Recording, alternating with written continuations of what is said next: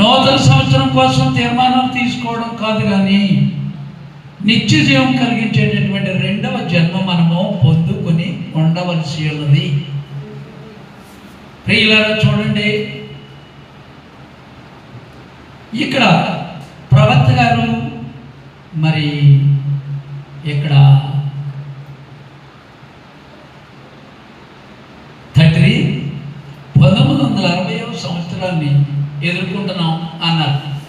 కానీ మనం 2026వ సంవత్సరాన్ని ఎదుర్కొంటున్నాం. ప్రపంచవ్యాప్తిగా కూటముల కొరకు పిలుపులు ఉన్నాయి. లెక్కలేనంత మంది అన్యులు వచ్చి విగ్రహారాధకులు ఇంకా మొదలగు వారు నీ యొద్దకు వచ్చినట్లుగా కనబడుచున్నది.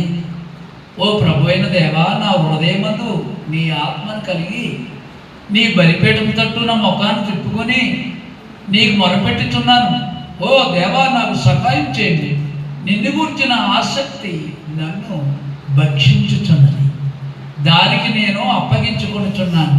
ప్రభువా, నీకు ఇష్టమైన చోట్లకు నన్ను నడిపించుము, నీకు ఇష్టమైన చోట్లకు నన్ను పంపించుము. కేవలం మాట సెలవిమ్ము, నేను వెళ్ళింది.